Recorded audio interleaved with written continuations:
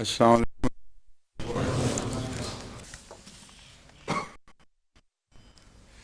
یہود اور مسلمانوں میں فرق، خلیفۃ المسیح ثانی رضی اللہ تعالیٰ عنہ کا ایک مضمون تھا جس کا بہت سا حصہ میں کل ویسے ہی بیان کر چکا ہوں۔ پر آپ کا یہ نوٹ صرف اتنا سنا دیتا ہوں، یہ ترک موالات اور احکام اسلام 1920 کی یہ تقریر ہے، یعنی 1920 سے بھی وہی حالات تھے پیش نظر، وہی حالات تھے جو آج ہمارے سامنے ہیں۔ آپ فرماتے ہیں افسوس کہ آج باوجود کے احکام صریح کے مسلمان بھی اس غلطی میں مبتلا ہیں۔ بعض لوگ اپنے رشتہ داروں سے کہتے ہیں کہ تم عیسائی ہو جاؤ تو پرواہ نہیں، اللہ تعالیٰ مسلمانوں کی آنکھیں کھولے۔ یہ سن 20 سے یہ طرز عمل جاری تھی، اور آج یہ اعلان ہوا ہے کہ چلو ہم غیر مسلم ہو جاتے ہیں، کیونکہ ہمارے دروازے سب مشرکوں اور غیر مسلموں کے لیے کھل گئے ہیں، تمہیں نہیں اندر آنے دیں گے۔ اس لیگ میں ہم اندر جائیں گے کیوں جہاں آگے شرک کرنے والے بیٹھے ہوں، خدا کی ہستی کا انکار کرنے والے بیٹھے ہوں، رسول اللہ صلی اللہ علیہ وسلم کی رسالت کا انکار کرنے والے بیٹھے ہوں، آپ کی خاتمیت کا انکار کرنے والے بیٹھے ہوں۔ ہمارا سر پھیرا ہوا ہے جو اس لیگ میں داخل ہوں، اس لیے یہ دروازے بند ہی رکھیں، کیونکہ آپ نے ہمیں باہر کرنے کے لیے عملاً خود اسلام سے کلیت روگردانی کر لی ہے۔ یہ اعلان آپ نے سنا نہیں لیگ کا کہ ہمارے دروازے سب غیر مسلموں پہ کھلے ہیں۔ مراد کیا ہے؟ جو اپنے آپ کو غیر مسلم تسلیم کرتے ہیں اور رسول اللہ علیہ وسلم کو گالیاں دیتے ہیں اور عیسیٰ کی برتری کا اعلان کرتے ہیں اور کرسچن کی فضیلت کا اعلان کرتے ہیں اور کہتے ہیں ہم خدا کو بھی نہیں مانتے، دیریاں ہیں، سب آ جاؤ، ہماری بائیں وہاں ہیں، سینے کھلے ہیں، تم ہمارے ساتھ شامل ہو جاؤ۔ لیکن یہ لوگ جو ہے نا مرزائی، یہ بڑے خطرناک ہیں، ان کو نہیں ہم نے داخل کرنا۔ ان شرطوں کے ساتھ داخل کون ہوتا ہے وہاں؟ کوئی احمدی پاگل ہی ہوگا جو احمدیت کی گردن پہ چھری پھیر کر پھر ان لوگوں میں اب داخل ہوگا، جہاں یہ اجتماع ہے ہر قسم کے رسول اللہ صلی اللہ علیہ وسلم کے دشمنوں کا۔ تو میں جو کہہ رہا تھا بات وہ بالکل درست تھی کہ مباہلے کے سال میں یہ ہو کے خدا نے یہ کر کے دکھا دیا ہمیں۔ میں جو پوچھ رہا تھا کہ ابھی مباہلے کے دن باقی ہیں کہ نہیں، میرے ذہن میں یہی باتیں تھیں کہ یہ فیصلے کچھ ہونے والے ہیں، اور اللہ تعالیٰ کے فضل نے یہ کھلم کھلا احمدیت کی جیت دکھا دی ہے۔ اب یہ سر سے پیٹیں آسمان سے، اب کوئی سر کو پیٹیں آسمان سے اب کوئی آتا نہیں، اب ان کا کوئی مددگار نہیں ہوگا۔ یہ حضرت مسلم موعود کا نوٹ میں نے کہا تھا میں سناؤں گا کہ 1920 کا ہے، اس لیے میں نے آپ کو پڑھ کے سنایا ہے کہ یہ لگتا ہے آج کل کے واقعات ہیں، آج کل کے نہیں، پرانے زمانے سے یہ چیز چل رہا ہے۔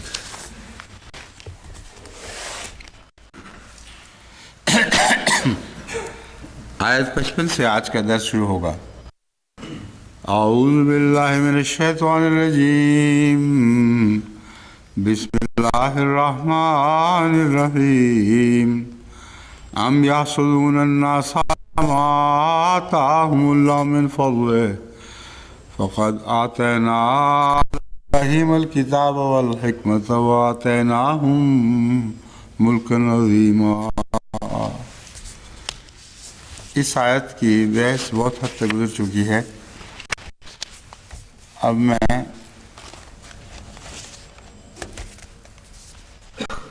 یہ ام یحسدون الناس کی تو بحث کر چکا ہوں پہلے، اس میں پھر یہی لگا ہوا ہے۔ اس سے پیچھے کا ذات حضور دیکھ۔ اچھا،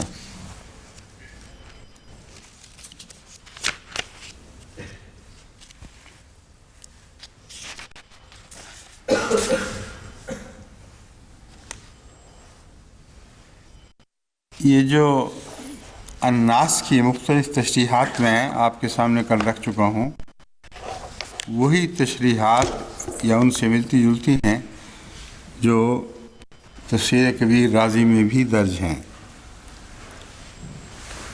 الناس کے بارے میں وہ کہتے ہیں دو قول ہیں، ایک یہ کہ مراد رسول اللہ صلی اللہ علیہ وآلہ وسلم ہے،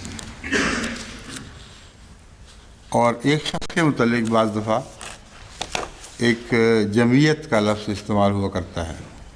یہ پہلے بھی میں بارہا اس کی مثال آپ کے سامنے رکھ چکا ہوں۔ امام رازی نے بھی یہی مثال دی ہے، وہ فرماتے ہیں فلان امت وحدہ ہو، وہ ایک امت ہے اپنی ذات میں، یعنی اس کے اندر امت کا بیج اور امت کا خلاصہ موجود ہے۔ تمام دنیا مٹ جائے تو وہ اکیلا امت کی نمائندگی کرے گا، اور اسی سے پھر امت پیدا ہوگی۔ اس سلسلے میں آپ نے وہی آیت رکھی ہے اِنَّ ابراہیم کان امتً قانتً، جس پہ پہلے میں ایک خطبہ بھی دے چکا ہوں کہ ابراہیم اپنی ذات میں ایک فرما بردار امت تھا، یعنی اس کے گرد و پیش جو لوگ بس رہے تھے ان کی کوئی حیثیت نہیں تھی۔ ابراہیم تھا تو اس امت کے پنپنے کے سامان موجود جو ابراہیم کی ذات میں داخل تھی، اور ابراہیمی سے وہ امت پنپی ہے۔ بس یہ ہے الناس کا ایک معنی جو ان آیات کے حوالے سے دیا ہے، جو میں گزشتہ درس میں ان آیات کا حوالہ نہ دے سکا تھا۔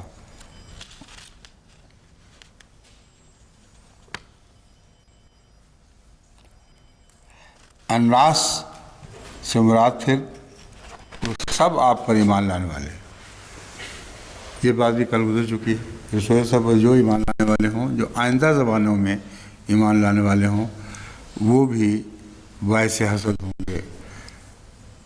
جیسے سورہ فلق کے آخر پر آتا ہے من شر حاسد اذا حسد، یہ فلق کا زمانہ قیامت تک چل رہا ہے، اور یہ تین صورتیں آخری جو ہیں ان کے زمانے ایک دوسرے کے ساتھ مل کر چلتے ہیں۔ قل هو اللہ احد، قل اعوذ برب الفلق اور قل اعوذ برب الناس۔ تو یہی بات حق ہے کہ الناس سے مراد وہ تمام لوگ جو حضرت صلی اللہ علیہ وآلہ وسلم پر ایمان لانے والے ہوں، خواہ اس زمانے میں ایمان لا چکے ہوں یا بعد میں لانا ہو۔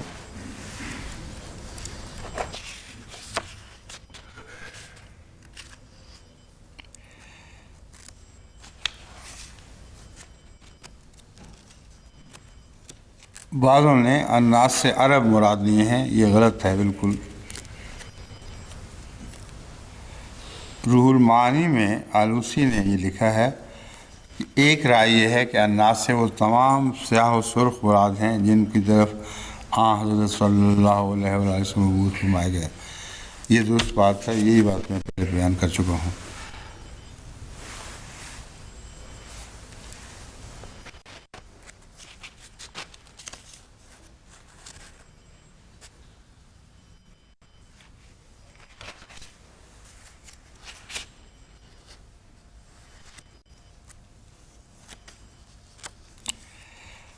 اب یہ امام راضی کی وہ ساری بحثیں ہیں میرے سامنے جو میں گزشتہ درس میں بغیر کسی حوالے کے از خود بیان کر چکا ہوں۔ ملک عظیم کیا ہے، آل ابراہیم کا اس بیت سے کیا تعلق ہے، جن کو اللہ تعالیٰ نے کتاب عطا فرمائی تھی اور حکمت عطا فرمائی تھی۔ بورڈ پہ مرتب کردہ نوٹ جو اس وقت میرے سامنے ہیں، اس میں ایک بات ایسی اٹھائی ہے جو میرے نزدیک محل نظر ہے۔ اس قدر بخیل ہیں کہ باوجود اس کے کہ ان کے پاس کچھ نہیں پھر بھی مر رہے ہیں اور بخل سے کام لے رہے ہیں۔ اگر انہیں کچھ مل جائے تو معلوم نہیں کیا غضب ڈھائیں۔ یہ رشید رضا کا استدلال ہے جو بورڈ نے اختیار کیا ہے کہ کیسا اچھا یہ استنباط ہے، جس کے ساتھ یہ بھی لکھا ہوا ہے کہ یہود کو کبھی بادشاہت نہیں ملنی چاہیے، اگر ان کو بادشاہت مل گئی تو یہ کسی کو بھی کچھ دینے کے نہیں۔ یہ بادشاہت تو پہلے مل چکی ہے، حضرت داؤد کے والد ابراہیم کے وارث کہلانے والوں نے اس بخل کا اظہار کر دیا جو رسول اللہ صلی اللہ علیہ وسلم کے زمانے میں ان سے ظاہر ہو چکا ہے۔ اس لیے یہ کہنا کہ ان کے پاس کچھ بھی نہیں، اور ہو جائے تو پھر کیا کریں گے، ہو یا نہ ہو، یہ ان کی طبعی حالت ہے۔ کسی کو نقیر تک دینے کے روادار نہیں ہیں، سوائے اس کے کہ کچھ مخفی مصالحے اس کے پیش نظر ہوں گے۔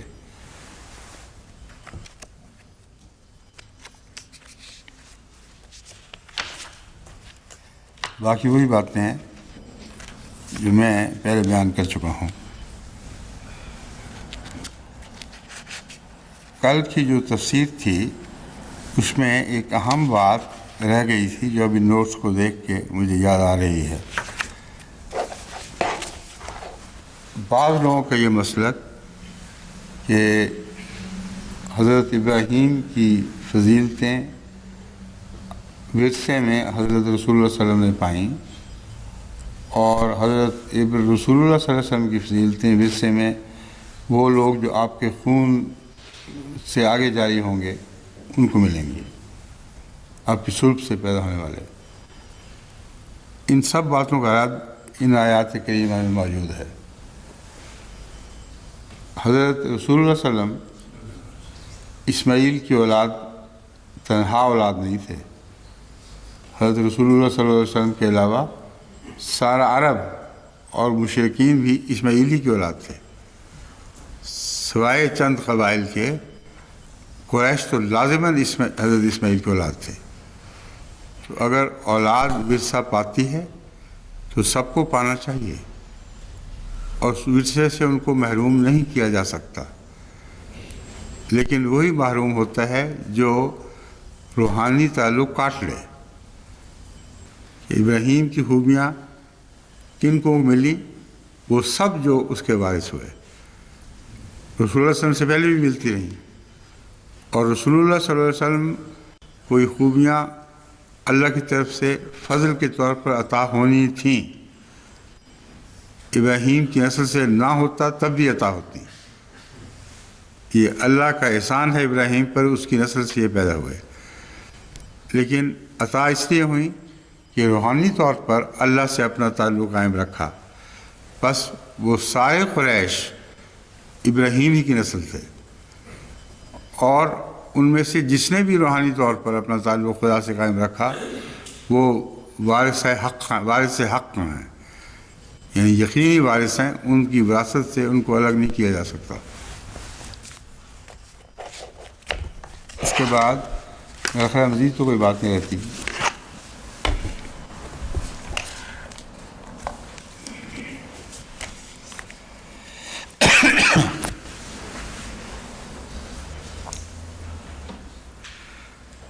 اعوذ باللہ من الشیطان الرجیم، بسم اللہ الرحمن الرحیم۔ فمنهم من آمن به ومنهم من صد عنه وكفى بجهنم سعيرا۔ إن الذين كفروا بآياتنا سوف نصليهم نارا كلما نضجت جلودهم بدلناهم جلودا غيرها ليذوقوا العذاب إن الله كان عزيزا حكيما۔ والذين آمنوا وعملوا الصالحات سندخلهم جنات تجري من تحتها الأنهار خالدين فيها أبدا لهم فيها أزواج مطهرة وندخلهم ظلا ذلیلا۔ میرا خیال ہے آج شاید انہی آیات پر وقت ختم ہو جائے گا۔ اس کے بعد بعض آیات ایسی آنے والی ہیں جو لمبا عرصہ لیں گی، ہو سکتا ہے ایک ہی آیت پر 3-4 روز گزر جائیں۔ اس لیے اس رمضان میں جہاں تک آیات کو کور کرنے کا، یعنی زیادہ آیات سے گزرنے کا تعلق ہے، یہ غالباً ممکن نہیں رہے گا۔ کیونکہ میں نے جو اگلی آیتوں میں نظر ڈالی ہے ان میں بہت اہم آیات ایسی ہیں جن پر تفصیلی بحثیں ہو بھی چکی ہیں اور دوبارہ ہمیں اٹھانی بھی پڑیں گی۔ اب فَمِنْهُم مَّنْ آمَنَ بِهِ، ان میں سے بعض تو اس نئی کتاب پر ایمان لے آئے اور بعض ان میں سے اس سے رک رہے، اور جہنم تمازت میں بہت زیادہ ہے۔ فَمِنْهُم مَّنْ آمَنَ بِهِ، اس سے کون لوگ مراد ہیں؟ وَمِنْهُم مَّن صَدَّ عَنْهُ، اور ہی سے کیا مراد ہے؟ اس سلسلے میں جو آیت پہلے گزری ہے، آتاہم اللہ من فضلہ کی بحث میں یہ بحث اٹھ سکتی ہے کہ اگر رسول اللہ صلی اللہ علیہ وسلم مراد ہیں تو منہم من آمن بہ سے رسول اللہ مراد ہوں گے، اور منہم من صد عنہ، اور ان میں سے ایسے بھی ہیں جنہوں نے اس سے روک رکھا ہے۔ صدہ کا ایک معنی جو اس ترجمہ تفسیر میں ملتا ہے وہ ہے رک رہے، اور صدہ کا دوسرا معنی جو قرآن سے ثابت اور عربی لغت میں بھی رائج ہے وہ ہے روک دینا کسی چیز سے۔ تو میں سمجھتا ہوں کہ یہاں روکنے کا معنی زیادہ برمحل ہے، کیونکہ فَمِنْهُم مَّنْ آمَنَ بِهِ، انہی میں سے ایسے ہیں جنہوں نے محمد رسول اللہ پر کو قبول کر لیا ہے۔ اور اگر ہی کی ضمیر قرآن کریم لیں نصیب کے طور پر، جیسے نصیب الملک میں پہلی کتاب مراد ہے، یا آتاہم اللہ من فضلہ میں قرآن کریم بھی فضل الہی ہے، تو اگر یہ معنی لیں تو دونوں معنی یہاں برمحل بیٹھیں گے۔ ان میں سے ایسے بھی یہود ہیں جنہوں نے حضرت صلی اللہ علیہ وآلہ وسلم کو دل سے قبول کر لیا ہے، اور ایسے بھی ہیں جو رسول اللہ صلی اللہ علیہ وآلہ وسلم کو سچا جانتے ہوئے بھی ان سے لوگوں کو دور کر رہے ہیں، اور جنہوں نے قرآن کو دل سے قبول کر لیا ہے اور قرآن کو سچا جانتے ہوئے بھی لوگوں کو اس سے پرے ہٹا رہے ہیں۔ وَكَفَىٰ بِجَهَنَّمَ سَعِيرًا، اور ان لوگوں کے لیے جہنم کی آگ کافی ہے، یعنی سعیر کے لحاظ سے، سعیر کہتے ہیں تمازت اور بھڑکن، ایک شدید سوزش کے ساتھ جو چیز بھڑک رہی ہو اس کو سعیر کہتے ہیں۔ تو کفا بجہنم سعیرا، جہنم ایک بھڑکنے والی تمازت کے طور پر ان کے لیے کافی ہے، جو بعین ہی حسد سے پیدا ہونے والی آگ کی مشابہ ہے۔ جس حسد کی آگ کا پہلے گزرا ہے ذکر گزرا ہے، وہی ہے جو سعیر بن کر ان کو جہنم اپنے اندر جھونکنے والی ہے۔ اب صد عنہ کہ لغت کے ترجمے میں آپ کے سامنے رکھتا ہوں، لغت کے بیانات۔ سب سے پہلے المفردات، الصدود اور الصد، کبھی اس کے معنی کسی چیز سے ہٹنا یا رکنا ہوتا ہے، جیسا کہ یصدون عنک صدودا، وہ تجھ سے زبردستی پیچھے ہٹتے ہیں، یعنی کشاں تیری کشش ان کو اپنی طرف لیے چلی جاتی ہے، مگر وہ بریکیں لگاتے ہیں۔ جس طرح رسہ کشی میں ایک وقت ایسا آتا ہے کہ سارے کہتے ہیں رکو رکو رکو، تو دوسری طاقتور پارٹی اپنی طرف کھینچی چلی جاتی ہے۔ یہ نقشہ امام راضی کھینچتے ہیں، کبھی کسی چیز سے ہٹنا یا رکنا مراد ہوتا ہے، جیسے فرمایا یصدون عنک صدودا، بہت کوشش کر کے زور مار کے تجھ سے دور رہنا چاہتے ہیں، مگر تو ان کو کھینچ لے جائے گا۔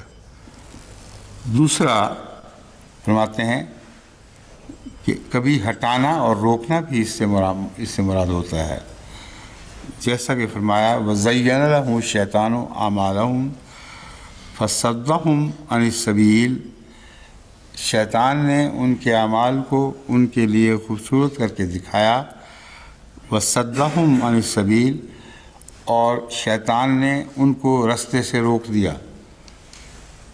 تو روکا تو پہلے ہی ہوا ہے وہ خود، یہاں روکنے کے سوا اور معنی بنتے نہیں۔ بس امام راغب نے بہت اچھی مثال پیش کی ہے۔ پھر فرماتے ہیں یہ بھی کہا جاتا ہے کہ صدّا یسد صدوراً وصدّا یسد صدًا۔ الصد پہاڑ کا وہ حصہ جو رستے میں روک بن جائے۔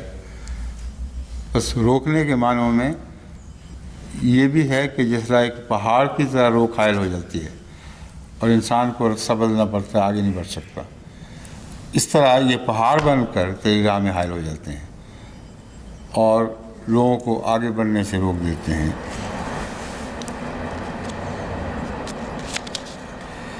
اسی معنی کو اقرب الموارد نے بھی، جو لغت کی کتاب ہے، لکھا ہے الجبل و ناجیت الوادی والشعب، وادی یا گھاٹی کا ایک کنارہ، پہاڑ جو روک دے، کسی کے لیے روک بن جائے۔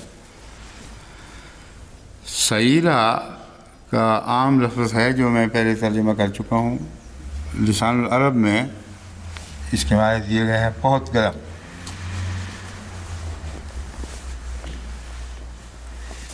عذاب السعیر معاف کرنا، اے حمیم، آگ کا شعلہ زن ہونا یہ سعیر کہلاتا ہے۔ السعر التہاب النار، التہاب النار کا بھڑک اٹھنا۔ اور یہ بحث ایسی نہیں ہے کہ اس پر زیادہ وقت لگایا جائے، یہ عام علم کی بات ہے جو ہر ایک کو معلوم ہے سعیر کس چیز کو کہتے ہیں، اور بار بار قرآن میں اس کا ذکر آ چکا ہے۔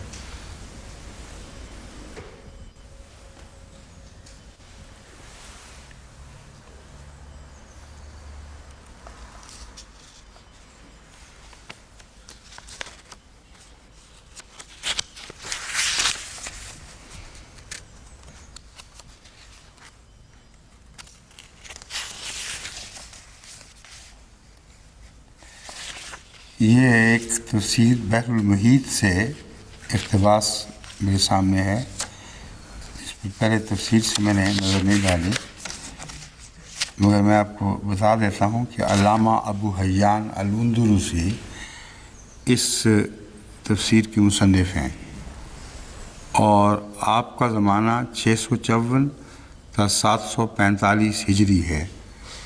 یہ اندلس کے رہنے والے تھے۔ پورا نام ابو عبداللہ محمد بن یوسف بن علی ابو حیان، غرناطہ میں پیدا ہوئے اور قاہرہ میں وفات پائی۔ ان کی تفسیر کا نام البحر المحیط ہے۔ شافعی مسلک سے تعلق تھا۔ اب میں دیکھتا ہوں کہ کیوں ان کی تفسیر کو یہاں داخل کیا گیا ہے، وہ کون سی عجوبہ بات یا نئی بات لائے ہیں۔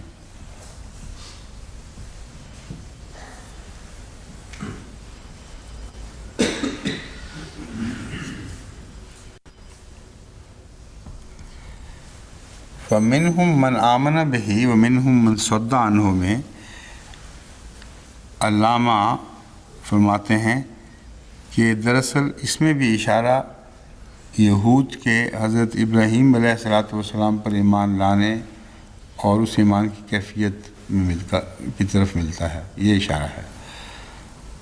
کہتے ہیں آل ابراہیم میں سے کچھ ابراہیم پر ایمان لائے اور کچھ نے انکار کیا، جیسا کہ فرمایا فَمِنْهُمْ مُهْتَدٍ وَكَثِيرٌ مِّنْهُمْ فَاسِقُونَ۔ قرآن کریم فرماتا ہے کہ انہی لوگوں میں سے، یہود میں سے جن کا دعویٰ ہے ابراہیم پر ایمان لانے کا، ان میں محتد بھی تھے، یعنی وہ جن کو ہدایت نصیب ہو گئی، وَكَثِيرٌ مِّنْهُمْ فَاسِقُونَ، لیکن اکثر ان میں سے فاسق تھے۔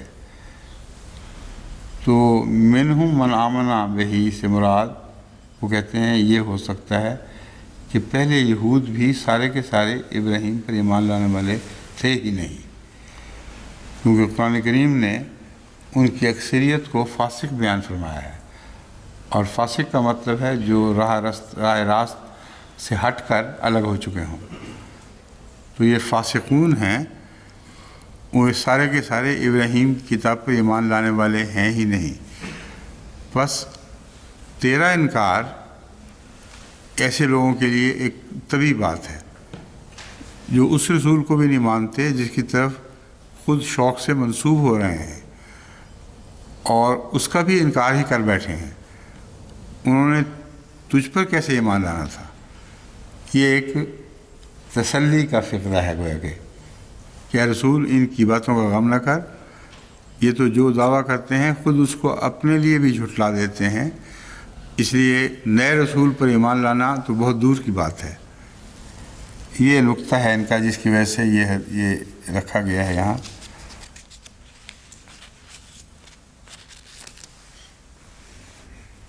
ساتھ ہی یہ دوسرے پہلو کو بھی نظر انداز نہیں کرتے، فرماتے ہیں یا اس سے مراد وہ یہود ہیں جو کہ آیت یا ایھا الذین اوتوا الکتاب آمنوا بما نزلنا کے مخاطب ہیں، اور اس خطاب کے باوجود ان میں سے اکثر اس پر ایمان نہیں لاتے۔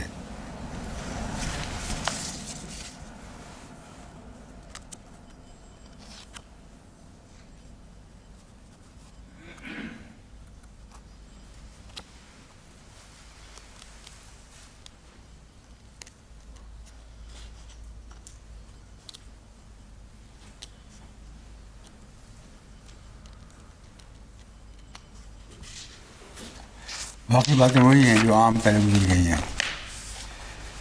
امام راضی کی کوئی نئی بات ہے یہاں آگے یا وہ گزشتہ باتیں ہیں؟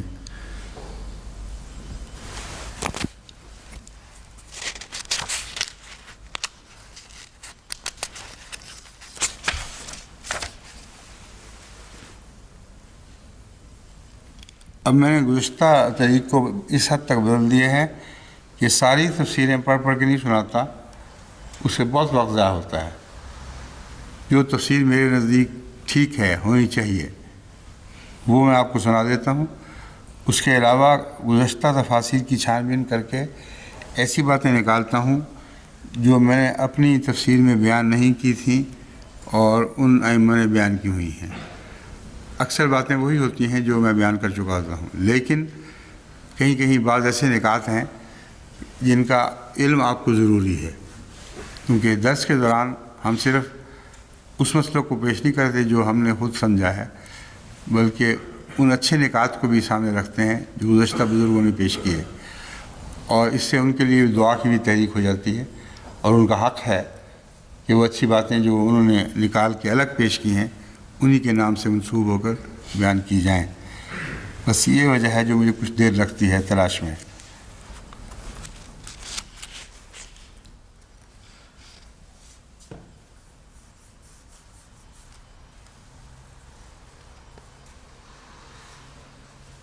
یہ وہی بات ہے مولانا کی جو میں پہلے بیان کر چکا ہوں۔ آگے امام سیوطی صاحب انا للہ و انا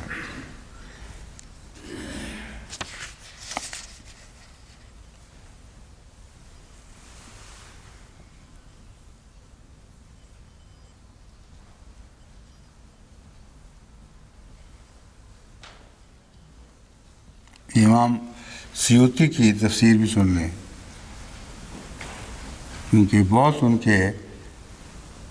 ان سے مروب ہمارے اندر موجود ہیں۔ یہ بیان کرتے ہیں کہ ابراہیم خلیل الرحمن نے فصل بوئی اور لوگوں نے بھی فصل بوئی۔ اس سال لوگوں کی فصل تباہ ہو گئی، مگر حضرت ابراہیم کی فصل بچی رہی۔ لوگ ابراہیم کے پاس محتاج اور سائل بن کر آئے۔ اس پر حضرت ابراہیم نے انہیں کہا کہ جو کوئی ایمان لائے گا اس کو میں دوں گا، اور جو انکار کرے گا اسے نہیں دوں گا۔ یہ ابراہیم علیہ السلام کا مرتبہ ان کے نزدیک ہے۔ شرط لگا دی کہ بھوکے لوٹ جاؤ، سارے مر جاؤ فاقم سے، یہ جو فصل میری بچی ہے میں صرف ان کو دوں گا جو اب مجھ پر ایمان لائیں گے۔ یعنی منافقت کا وہ دروازہ کھول دیا جو پھر آگے کبھی بند نہیں ہوا ہوگا۔ اور جو بھوکے تھے انہوں نے واپس کہاں جانا تھا بھوکے؟ انہوں نے کہا تھا ایمان لے آئے، ہم ایمان لے آئے، ہم ایمان لے آئے۔ یہ تفسیر ہے علامہ سیوطی کی۔ آگے کیا کہتے ہیں؟ پس ان میں سے جو لوگ ایمان لے آئے ان کو تو حضرت ابراہیم نے فصل میں سے کچھ دے دیا، اور جو ایمان نہ لائے انہوں نے آپ سے نہیں پایا۔ بس یہ قول اسی بارے میں ہے، فَمِنْهُمْ مَنْ آمَنَ بِهِ إِنَّ لِلَّهِ۔ رسول اللہ صلی اللہ علیہ وسلم کا عظیم مرتبہ بیان ہو رہا ہے، امت محمدیہ کا عظیم مرتبہ بیان ہو رہا ہے، قرآن کریم کا کمال اور رسول اللہ صلی اللہ علیہ وسلم کی فضیلتوں کا کمال، اور ان کو یہ سمجھی ہے کہ یہ وہ واقعہ ایک ہوا تھا کہ ساری آیت اس کے ذکر میں آئی ہے ساری۔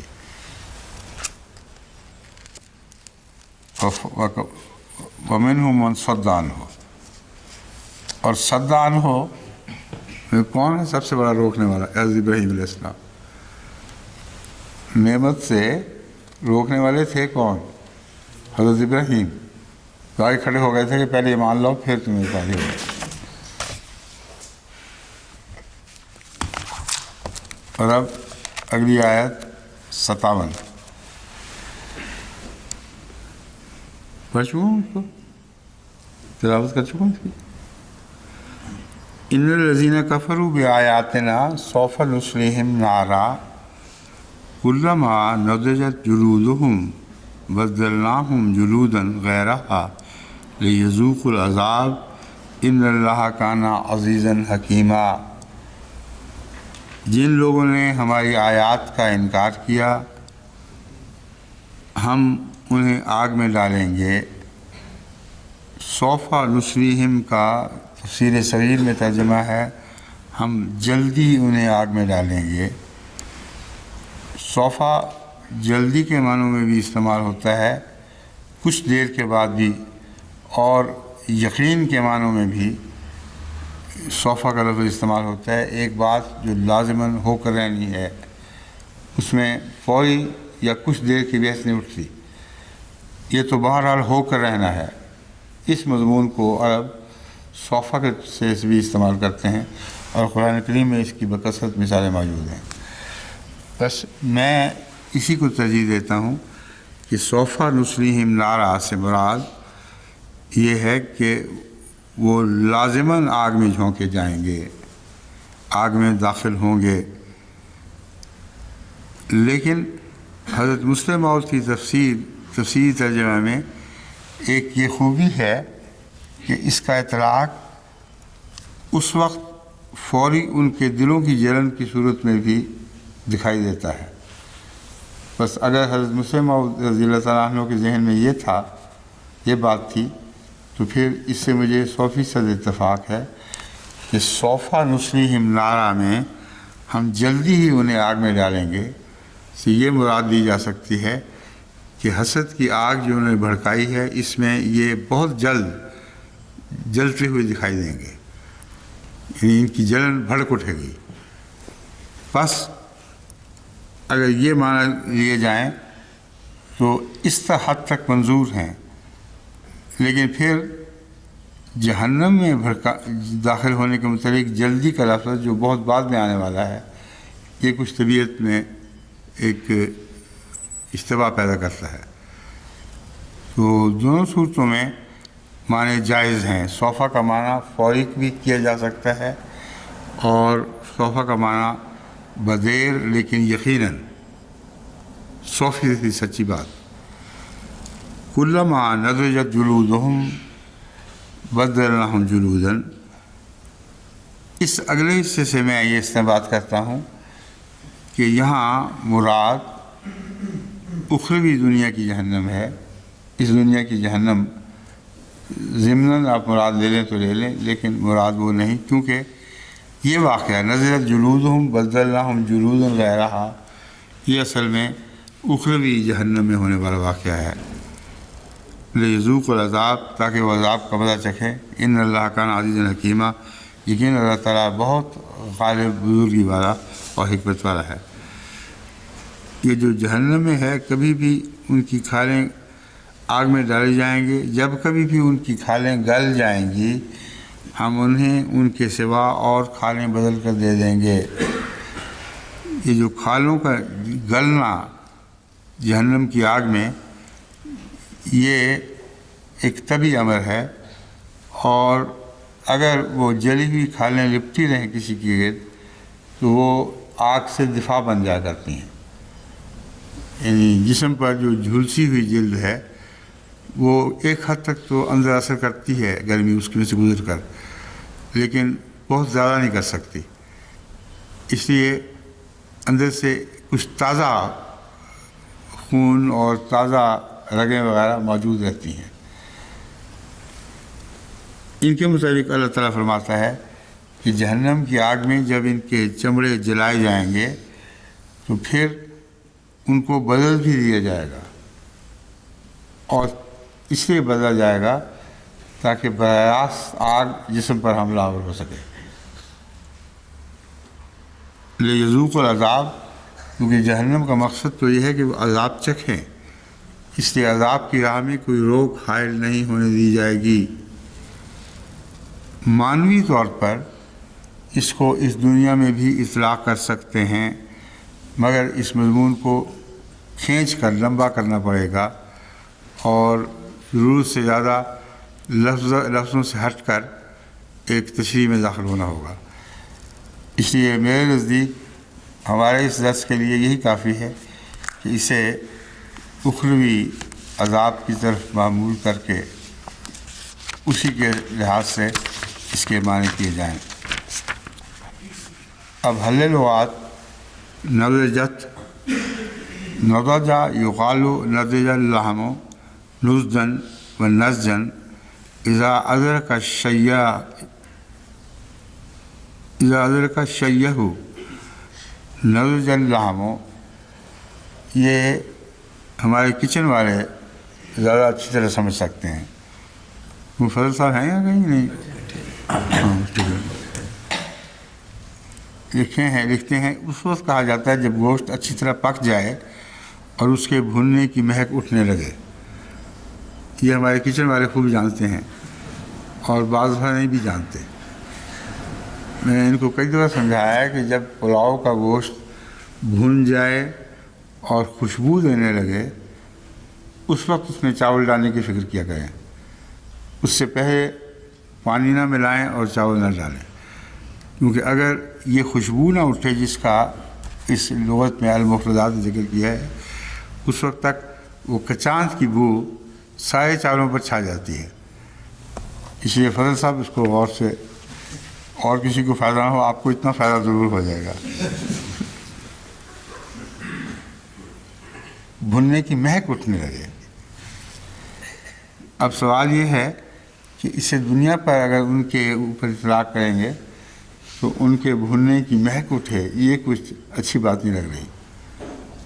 تبھی تو اس کو قبول نہیں کرتی کہ یہود جل رہے ہیں اور پھر ان کے چمڑوں کی مہک خوشبو اٹھ رہی ہے. اس کا اس معنی سے کوئی تعلق نہیں ہے. لیکن دوسرا معنی وہ یہ ہے نضج الثمر واللحم بالطبخ نضجا ادرک وطاب اکلہ فہو لذیذ وناظر. پھل پک گیا اور گوشت پکانے سے پک گیا. اب یہ دونوں چیزیں بھی ایک ہی معنی رکھتی ہیں. پھل پکے یا گوشت پکے یہ اچھی چیز ہے، اس کو جہنم پر اطلاق نہیں کیا جا سکتا.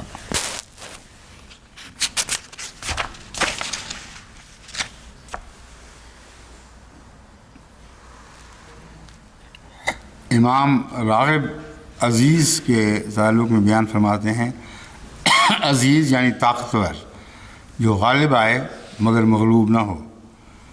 اور عقل و موارد بھی اکثر امام راغب کے ساتھ ساتھ چلتی ہے، اور انہوں نے یہ ترجمہ کیا ہے عزیز کے معنی ہیں محترم، طاقتور، ایسا قیمتی جو نادر و نایاب ہو، اور ایسا وجود جس کی عزت کی جائے. ان اللہ کانا عزیزاً حکیمہ میں جو مضمون ہے یہ اس کی طرف اشارہ ہے.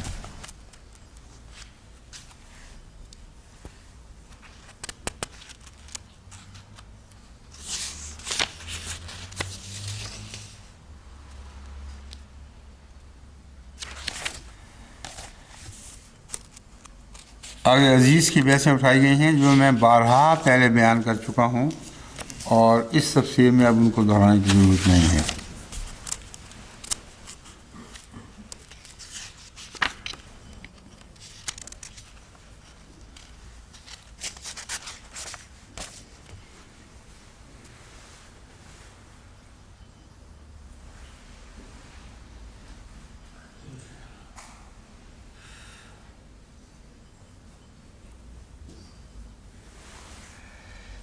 اس تفسیر میں کوئی ایسا نقطہ نہیں ہے نیا جو بارہا ہماری تفاسیر میں بیان نہ ہو چکا ہو، اس لیے میں اس تفسیر کو چھوڑ رہا ہوں۔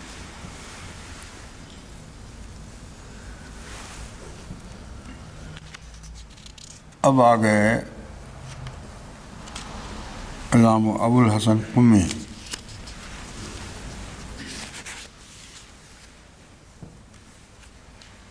بعض دفعہ بہت اچھی اچھی باتیں بیان کرتے ہیں، بعض دفعہ عجیب و غریب بھی۔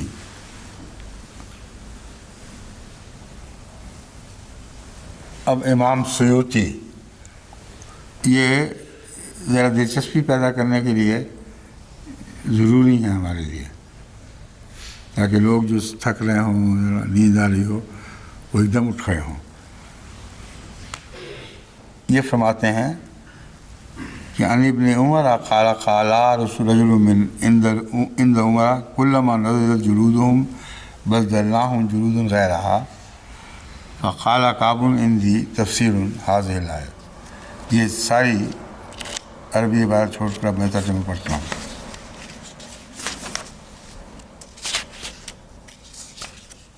دور منصور جس کا ذکر مدرسوں سے دی گئی ہے۔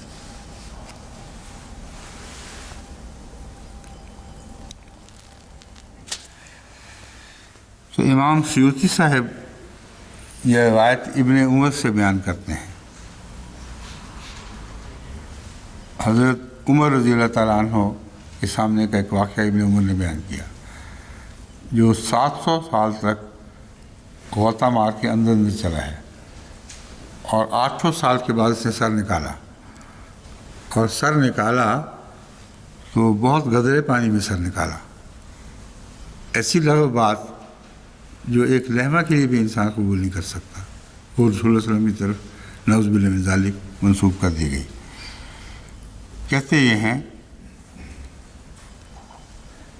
کہ جب یہ آیت پڑھی گئی، ابن عمر کہتے ہیں اپنے ابا کے متعلق کہ میں موجود تھا جب حضرت عمر کے سامنے یہ آیت پڑھی گئی، تو اس وقت معاذ کھڑے ہو گئے اور انہوں نے کہا میرے پاس اس کی تفسیر ہے، اجازت ہو تو میں بیان کر دوں۔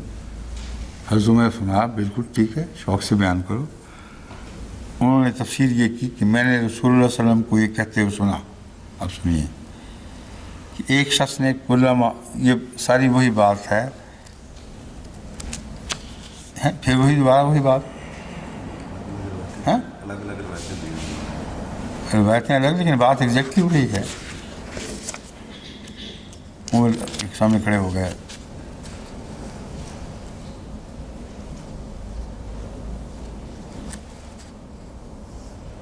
ہاں بات یہ ہے جو مرکزی نقطہ، کہتے ہیں رسول اللہ صلی اللہ علیہ وسلم حضرت عمر کے سامنے معاذ کھڑے ہوئے اور انہوں نے کہا کہ میں آپ کو تفسیر نہ بتاؤں، مجھے معلوم ہے، کیونکہ میں نے رسول اللہ صلی اللہ علیہ وسلم سے سنا ہے نعوذ باللہ من ذالک کہ جب ان کی جلدیں گل جائیں گی ہم دوسری جلدیں ان کو بدل دیں گے، اور جلدوں کے بدلنے کا عمل 1 گھنٹے میں 120 مرتبہ ہوگا۔ جلدوں کے بدلنے کا عمل 1 گھنٹے میں 120 دفعہ ہوگا، یعنی 1 منٹ میں 2 دفعہ۔ فرمایا میں نے بھی حضور سے ایسے ہی سنا ہے۔ حضرت عمر رضی اللہ تعالیٰ عنہ کیسا جھوٹ کستے ہیں یہ لوگ، انا للہ، کوئی نام و نشان نہیں اس کا کسی سند میں۔ اور کہتے ہیں حضرت عمر نے جواب میں فرمایا میں نے بھی تو ایسے ہی سنا ہے، مجھے پہلی پتہ تھی تفسیر، کہ ہر گھنٹے میں 120 دفعہ جلدیں بدلی جا رہی ہوئی تھی۔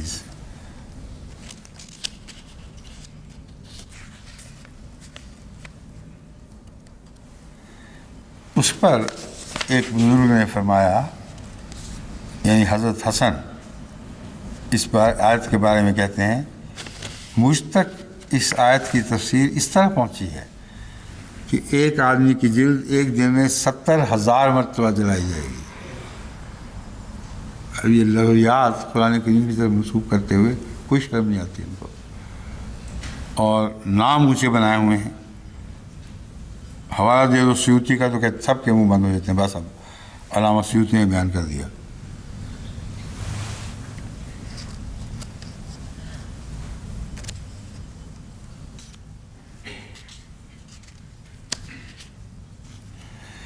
آگے کہتے ہیں حذیفہ بن یمان کہ نعوذ باللہ من ذالک، حضرت رسول اللہ صلی اللہ علیہ وسلم نے مجھے راز کی یہ بات بتائی. راز کی بات کسی دوسرے صحابی کو نہیں بتائی، صرف ان کو ایک راز کی بات بتائی ہے، اور یہ راز کی بات سینہ بسینہ چل کے امام سیوطی تک پہنچ گئی. وہ راز کی بات پتہ کیا ہے؟ کہتے ہیں راز کی بات بتائی کہ جہنم میں آگ کے بنے ہوئے درندے اور آگ کے بنے ہوئے کتے ہوں گے، اور آگ کے بنے ہوئے آنکڑے ہوں گے، وہ لوہے کے ٹکڑے جن کے آگے وہ لگے ہوتے ہیں کانٹے سے، ان سے کھینچتے ہیں چیز کو، اور آگ کی بنی ہوئی تلواریں ہوں گی. اور ملائکہ کو بھیجا جائے گا جو جہنمیوں کو ان آنکڑوں کے ساتھ ان کے تالوؤں سے لٹکائیں گے. آنکڑے جہاں ڈال کے تو ان کو لٹکا دیں گے اوپر، اور ان تلواروں سے انہیں عضو کاٹیں گے، ایک ایک بند جوڑ ان کا کاٹ دیں گے، اور ان درندوں اور کتوں کے آگے ان کے اعضاء ڈالیں گے، اور وہ ان کے جسم کے ٹکڑے ان کتوں وغیرہ کے درندوں کے جو آگ کے بنائے ہوں گے ان کے آگے ڈال دیں گے. وہ جب بھی کوئی عضو کاٹیں گے اس کی جگہ پر نیا عضو نمودار ہو جائے گا. یہ مراد ہے. جلدیں جو کاٹی جائیں گی، کہتے ہیں جب بھی وہ عضو کاٹ کے پھینکیں گے تو پہلا عضو تو کتے کھا رہے ہوں گے اور دوسرا اس کی جگہ نکل آئے گا فوراً. کہتے ہیں یہ راز کی بات تھی جو نعوذ باللہ من ذالک حضرت صلی اللہ علیہ وسلم نے اس آیت کی تفسیر میں مجھ سے بیان کی ہے. اب اس پہ کیا کہے انسان؟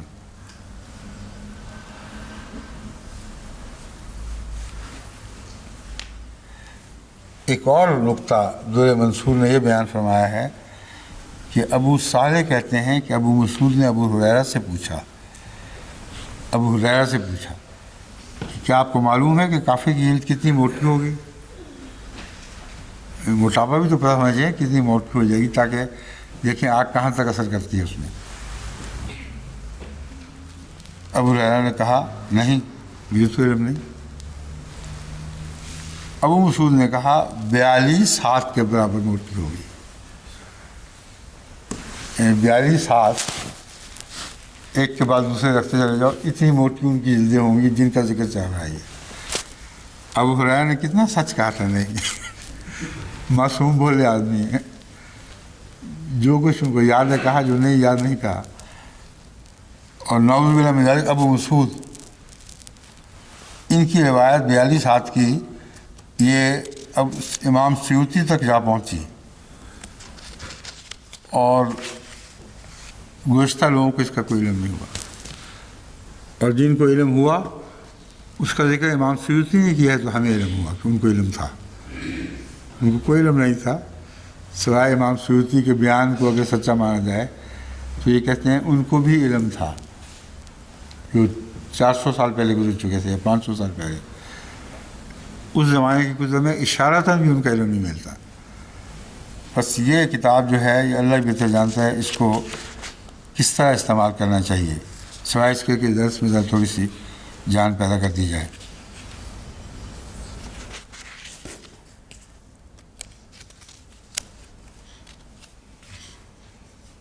ایک اور حوالہ ہے ہمارا بورڈ کا نظیر کی بحث میں، اس کے بھی سچے غلط ہونے کی گواہی فضل صاحب دیں گے.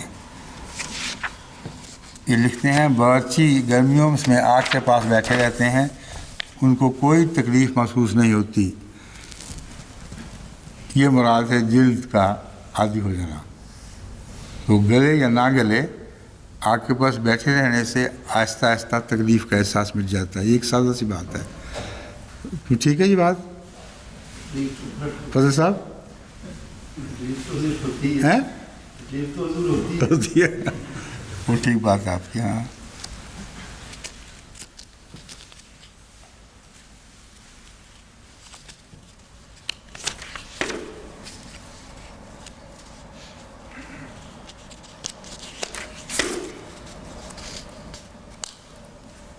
امام شوکانی بھی کئی دفعہ نئی باتیں سامنے لاتے ہیں.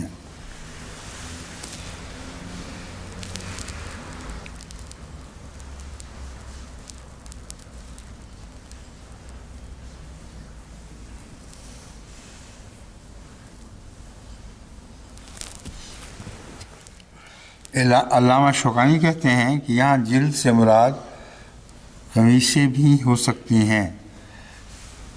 سرابیلہم من قطران، یہ آیت انہوں نے اپنی تائید میں پیش کی ہے. تو مراد یہ ہے کہ وہ بالکل ننگے تو نہیں ہوں گے، قمیصیں پہنی ہوں گی. اور قمیصوں پر جلود کا لفظ مجالن استعمال ہوتا ہے، مگر جو آگ دکھائی گئی ہے اس سے تو قمیصیں ایک دم پھک سے اٹھ جائیں ساری کی ساری. وہ قمیصوں والا کوئی مضمون نہیں آتا سامنے.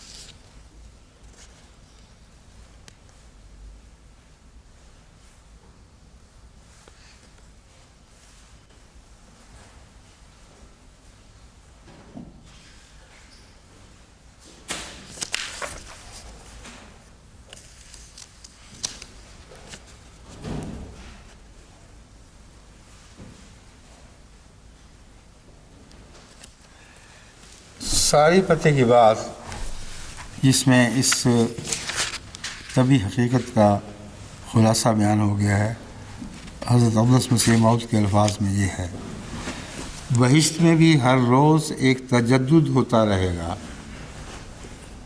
یعنی جہنم کے ذکر سے آپ نے بہشت کی طرف بھی توجہ دلائی ہے. ایک حالت میں پڑے رہنے سے انسان اس کا عادی ہو جاتا ہے اور عادت کا توڑنا ضروری ہے. آپ نے فرمایا جہنم کا مضمون اس طبی مضمون سے الگ کوئی حیثیت نہیں رکھتا، بلکہ جنت میں بھی یہ تبدیلی ضرور ہوتی رہے گی. اور مجھے یہ حوالہ پڑھ کے اس لیے بہت خوشی ہوئی ہے کہ یہی مضمون میں ہمیشہ سوال جواب کی مجالس میں بیان کرتا رہتا ہوں کہ وہ جنت جو ایک حال پر کھڑی ہو جائے وہ تو جہنم کی مشابہ ہو جائے گی. انتہائی بوریت کی علامت ہے کہ انسان ایک ہی حال پر ہمیشہ پڑا رہے. اس لیے قرآن سے ثابت ہے کہ جنت میں بھی لازماً تبدیلیاں ہو رہی ہوں گی اور انسان ہر روز اپنے آپ کو گویا ایک نئی جنت میں پائے گا اور نئے لطف اٹھائے گا. یہ نہیں کہ ابدالآباد تک شہد کے گھونٹی بھرتا رہے اور حلوے کی ڈھیریوں پہ بیٹھا رہے. یہ جنت کا تصور ملانوں کا ہے، قرآن کا نہیں ہے. اور الحمدللہ حضرت مسیح علیہ السلام نے اسی تصور کو اس آیت میں بھی پیش فرمایا ہے: بدلناہم جلودا غیرہا. خدا کا تجدد بے پایاں ہے جو کبھی ختم نہیں ہوگا. یعنی یہ جو سلسلہ ہے آگ میں جلنے کا، اس کا احساس ہر روز تازہ ہوتا رہے گا. اور تازہ احساس کا جو سلسلہ ہے وہ جلد سے گوشت اور گوشت سے اندر تک یہ مطلب ہرگز نہیں ہے، بلکہ ایک لامتناہی سلسلہ ہے. غم اور فکر کا احساس جب ہی جاگے گا جاگتا چلا جائے گا. اور یہی حالت مومنوں کو جنت میں بھی نصیب ہوگی اور ان کی جنت کے لطف کبھی ختم نہیں ہوں گے. باقی باتوں کی اب اس آخری بات کے بعد ضرورت نہیں رہتی۔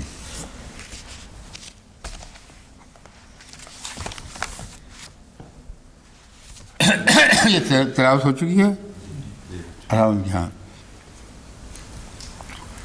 والذین آمنوا وعملوا الصالحات سندخلهم جنات تجری من تحتها الانہار، اور جو لوگ ایمان لائے ہیں اور انہوں نے نیک اعمال کیے ہیں انہیں ہم ضرور ایسے باغات میں داخل کریں گے جن کے نیچے نہریں بہتی ہیں، وہ ہمیشہ ان میں رہتے چلے جائیں گے، ان کے لیے ان میں پاک بیویاں ہوں گی، اور ہم انہیں گھنے سایہ میں رہنے کے لیے داخل کریں گے۔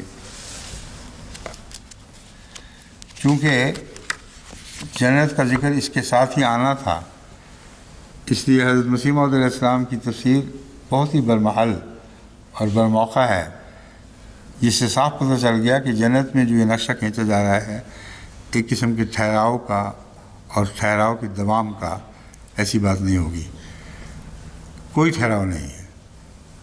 بہتے ہوئے پانی کی طرح انسان کی زندگی جنت میں ایک مقام سے دوسرے مقام میں بہتی چلی جائے گی، اور اس کی لذتیں بھی ہمیشہ نئے احساسات کے ساتھ بیدار ہوتی رہیں گی۔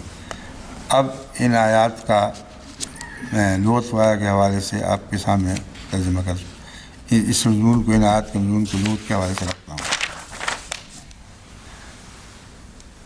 اس میں چونکہ ازواج مطہرات کا بھی ذکر ہے، اس لیے اس پہلو سے اس کو ایک خاص اہمیت حاصل ہو گئی ہے، اور علماء کرام نے بھی ازواج مطہرہ کے اوپر ہی وہ سمجھنے پر ہی زور دیا ہے۔ المفردات راغب میں ہے کہ اللہ تعالیٰ کے اس قول لہم فیہا ازواج مطہرۃ کا مطلب یہ ہے کہ ان کو ایسی بیویاں دی جائیں گی جو دنیا کے میل کچیل اور گندگیوں سے پاک ہوں گی، اور یہ بھی کہا جاتا ہے کہ وہ اخلاق سیئہ سے پاک ہوں گی۔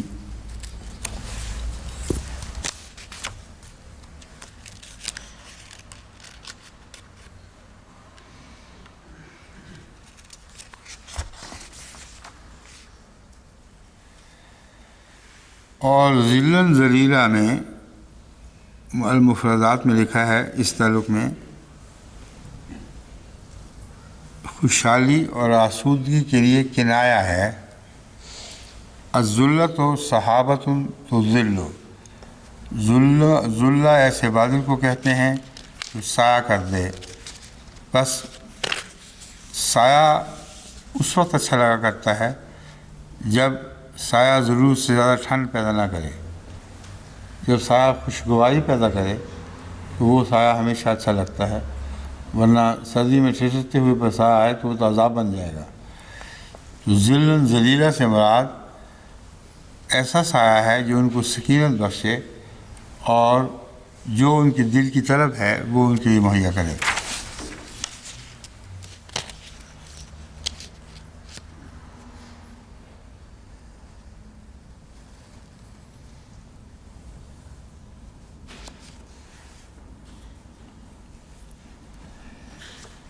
اب ایک حدیث ہے جس کو نہ سمجھنے کے نتیجے میں کہانیاں بن سکتی ہیں اور لفظی ترجمے کی طرف دماغ منتقل ہو سکتا ہے، حالانکہ یہ حدیث بعینہ ہی اسی مضمون کو بیان کر رہی ہے جو حضرت اقدس مسیح موعود علیہ السلام نے بیان فرمایا ہے کہ تبدیلیاں ہو رہی ہوں گی اور نہ ختم ہونے والی تبدیلیاں۔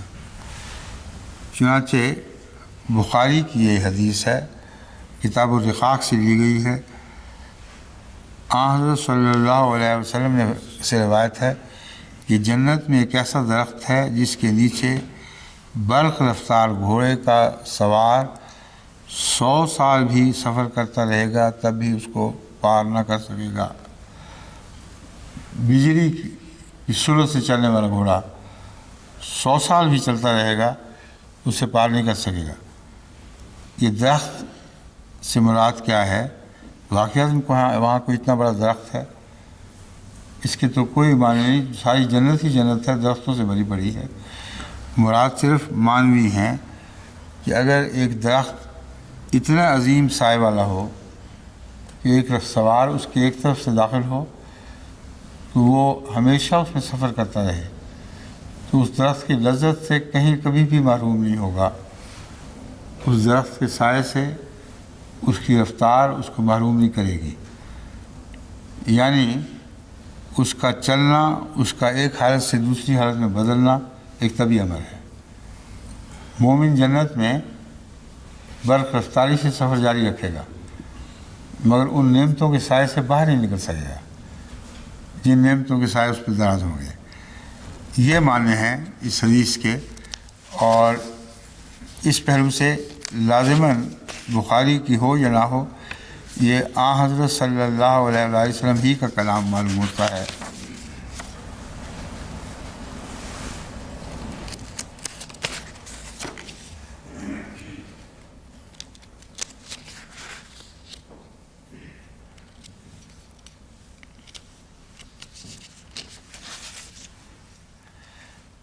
اب امام راضی نے لمبی بحث اٹھائی ہے، مگر ایک بات ایسی بھی کہی ہے جس کا تعلق دنیا سے ہو نہیں سکتا، اور قرآن ساری دنیا کا کلام ہے۔ فرماتے ہیں عرب میں کیونکہ گرمی ہوتی تھی اس لیے سائے کو پسند کرتے تھے، اس لیے ذلن ذلیلہ وغیرہ کے محاورے آئے ہیں۔ حضرت امام راضی بعض دفعہ ایسی غلطی بھی کر جاتے ہیں، اکثر نہیں کرتے مگر ہو بھی جاتی ہے ان سے غلطی، جس کو اہل مغرب نے اعتراضات کا نشانہ بنایا ہے، اور قرآن کو جھٹلانے کے لیے ان دلیلوں کو پیش کیا ہے جو اس وقت کے معصوم لوگوں نے عرب کے ماحول میں اس طرح بیان کر دی گویا اور کوئی نہیں سنے گا، گویا پیغام سائبیریا نہیں پہنچے گا، یہ الاسکا نہیں پہنچے گا، یہ دوسرے ممالک میں نہیں جائے گا، اور اپنی دیواروں میں محفوظ باتیں کر دیں۔ اب اس زمانے میں جب کہ اسلام کا عالمی ہونا تشت ازبام ہو چکا ہے، کھل چکا ہے سب کے سامنے، غیر ان کو آوازوں کو دیکھتے ہیں اور کہتے ہیں دیکھو علامہ راضی نے بیان کیا ہوا ہے کہ اس لیے یہ جنت کا نقشہ ہے کہ عربوں کو یہی نقشہ اچھا لگتا تھا، اور انگریزوں کو کیا بنے گا، سائبیریا کے رہنے والوں کو کیا بنے گا، کیا ان کو یہی نقشہ اچھا لگتا ہے؟ تو پھر قرآن کی عالمی حیثیت کہاں گئی؟ بس اس پہلو سے قرآن کی تفسیر میں احتیاط لازم ہے۔ یہ ایک لازمی بات ہے کہ قرآن کل عالم کو مخاطب ہے، کسی ایک خطے کو مخاطب نہیں، اس لیے عربوں نے اب سے اپنے سے ملتی جلتی باتیں اگر کچھ پائی ہیں تو وہ ان کا ضمنی تاثر تھا، اس سے زیادہ اس کی کوئی حیثیت نہیں تھی۔ وقت ہو چکا ہے، یہ لے لیں باقی انشاءاللہ کر۔ اب دیکھتے ہیں اللہ کے فضل سے وہ مضمون بیان کرنے میں تو مجھے کوئی دقت نہیں ہو رہی، ٹھیک ہے نا، اور نسخہ کسی کے کام آئے نہ آئے۔